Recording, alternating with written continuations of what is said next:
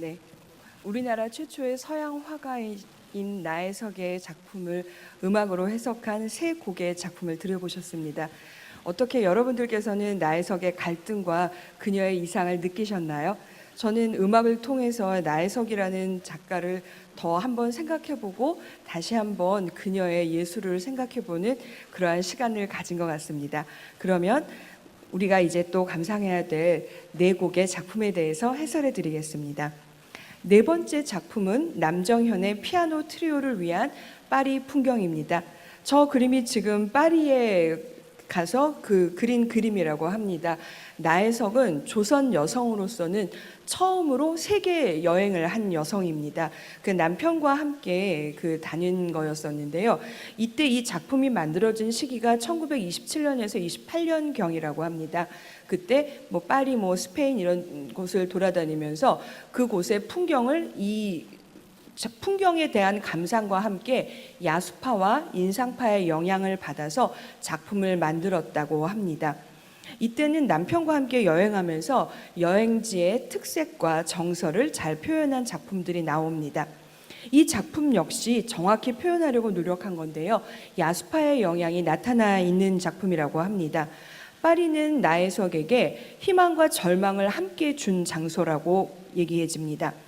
그녀의 삶에서 파리는 단순한 장소적 의미가 아닌 복합적인 상징이라고 합니다. 고국에서는 절대 누릴 수 없었던 서구의 자유, 그리고 그토록 공부하고 싶었던 서구의 미술 사조를 공부하면서 자유를 느꼈고, 그리고 한편으로는 그 자유를 계속 누리지 못하고 다시 억압되어야 하는 자신의 현실에 안타까움을 느끼고 있던 상황이었던 것이지요. 그녀의 역동적이고 정열적인 사상은 현악기에 대화하는 듯한 선율로 나타납니다. 또한 굴레를 벗어나지 못한 안타까움은 피아노의 화음으로 표현됩니다. 나혜석이 이 시기에 인상파와 야수파의 영향을 받았다고 말씀드렸는데요. 이 작품에서 자유로운 진행은 인상파의 느낌을 줍니다. 그래서 서구의 그 화음의 진행이 인상파의 것과 유사하게 나타나고요. 또한 선율은 굉장히 자유롭고 강력하기 때문에 야수파의 느낌이 나타납니다. 작곡가는 인상파와 야수파의 그런 느낌을 음악으로 표현하고 있기 때문에 여러분들은 그러한 것을 찾아보시는 재미를 느끼실 수 있을 것입니다. 자신의 이상과 재능을 펼칠 수 있던, 하지만 그녀에게 어려움을 제공하게 된 파리라는 도시에서 여러분들은 나혜석의 감성과 갈등을 느껴보시기 바랍니다. 다섯 번째 곡은 이남님의 두 길 위에서입니다. 이상하게 그림이 나오지 않고 사진이 나왔습니다. 나혜석의 사진입니다. 작곡가 이남님은 그림이 아닌 그녀가 처한 두 가지의 격렬한 대조적인 상황을 표현하고자 하였습니다. 그래서 저는 나혜석의 사진을 보여드리는 것으로 이 작품의 그림 대신에 사진으로 여러분께 보여드립니다. 다른 곡과는 달리 이 사진을 보여드렸는데요. 작곡가는 그녀의 이중적인 삶의 모습을 양악과 국악의 대조로 표현하고자 하였습니다. 나혜석은 문명과 서구 사조를 접합니다. 그것도 우리나라에서 그저 전해 들은 것이 아니라 서구를 여행하면서 직접적으로 자신이 서구의 문물을 만나고 그 사조를 배우게 되는 것입니다. 그래서 여성이 아닌 인간으로서 한 자아로서 살고 싶은 나혜석의 진보적인 면모가 나타나는데요. 그것은 바이올린의 독특한 음색과 주법으로 표현되고 있습니다. 하지만 그녀는 조선의 여성이었습니다.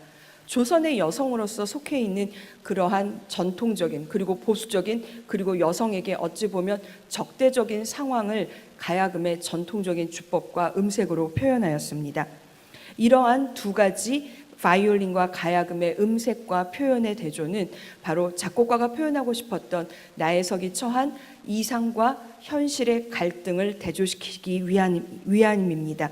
여러분들은 아마 이남님의 곡에서 서양과 동양의 이상적인 모습의 부조화를 느끼실 수 있을 것입니다. 여섯 번째 곡은 정주의 스트링 퀄텟을 위한 다솔사입니다. 절입니다. 실제로 나혜석이 머물렀던 절이고요. 이 절에는 나혜석 말고도 다른 문인들이 예술인들이 머물렀다라고 합니다. 그런데 보시면은 주위에는 굉장히 어두운 나무로 표현이 되어 있고요. 그리고 중간에는 밝은 색감으로 되어 있습니다. 이것은 나혜석이 처했던 그 당시의 상황을 표현합니다. 주위의 어두운 나무는 나혜석이 처했던 어려운 상황을 얘기해 주고요. 그리고 저기에 나타나 있는 사찰이 밝게 표현된 것은 나혜석이 오로지 쉴 수 있는 유일한 장소였던 다솔사에 대한 감정이 나타나 있다고 합니다. 하지만 이 작품에서 보면은 원근감이 결여되어 있다고 합니다. 그래서 나혜석이 처한 어려움과 그리고 그로 인한 갈등이 원근감의 결여로 나타나 있다고 합니다. 이 작품이 몇 년도에 만들어져 있는지도 정확치 않습니다. 하지만 사람들이 추측하는 것으로는 나혜석이 다솔사에 머물렀던 1937년에서 39년 정도에 만들어진 작품이라고 예상을 하고 있습니다. 작곡가는 어두운 현실을 표현하는 사찰 주위의 어두운 색감을 화성으로 표현합니다. 또한 곡의 진행과 함께 변화 있는 리듬과 선율이 나타나는데요. 이것은 그녀가 처한 상황과 격변하는 사회를 표현하고 있습니다. 그래서 어두운 화음으로는 자신이 처한 어두운 상황, 그리고 밝은 선율과 대조적인 음색은 그가 격변하는 사회 속에서 헤쳐나가고자 하는 의지가 나타나고 있다고 할 수 있습니다. 그래서 이곳에서는 나혜석의 이상을 표현하기 위해 선율과 악기 간의 음색의 대조로서 그것을 표현하고 있습니다. 마지막 작품은 임경신의 플룻, 첼로 그리고 피아노를 위한 활용전 작약입니다. 다른 그림에 비해서 굉장히 화려하게 나타나 있습니다. 활용전이라는 곳이 정조의 영전을 모신 곳이라고 합니다. 나혜석의 생가 앞에 있다고 하지요. 거기에 이제 화려하게 핀 작약을 표현한 그런 작품입니다. 근데 이 작품이 좀 중요하게 얘기가 된다고 하더라고요. 정확한 제작 연도는 알려져 있지 않지만 이 사람의 필치나 아니면 특징으로 봤을 때 1935년경의 작품이라고 추측을 합니다. 이곳에서는 대담한 터치와 빠른 필치가 특징이라고 합니다. 근데 이 그림에서 나타나는 표현력이 그녀만의 독특한 표현력인데 이러한 것이 나타나는 굉장히 중요한 작품이면서 이 이후에는 그녀가 겪었던 상황적인 어려움과 병마로 인해서 그녀의 독특한 특징이 사라지는 것들이 있었다고 합니다. 그래서 그녀의 특징이 나타나는 아주 중요한 마지막 작품이라고도 얘기를 합니다. 그래서 이곳에서는 그 표현력과 저력이 가장 잘 드러났다고 얘기를 합니다. 이 활용전 작약은 색감이 굉장히 화려합니다. 그래서 이 흐드러진 작약의 자태와 화려함을 음으로 표현하기 위해 작곡가는 다양한 음악적 소재를 사용합니다. 그로 인해서 그 다양한 소재의 융합이 나타나고요. 그 융합으로써 화려한 색감을 표현하고자 합니다. 화려한 꽃의 자태를 음색으로 변화시켜서 작약이 만개한 온유월의 정취를 느낄 수 있는 것이지요. 플루트의 화려한 선율에 이어 저음부 첼로의 잔 움직임은 화려한 작약의 모습을 나타냅니다.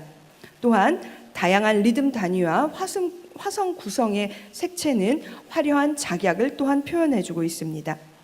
음악적인 색채로 변형된 화려함을 느껴보실 수 있을 것입니다. 앞으로 만개할 봄의 기운을 다양한 색채와 질감으로 나타낸 임경신의 작품으로 봄을 느껴보시겠습니다. 그럼 나머지 네 곡을 감상하시겠습니다. 감사합니다.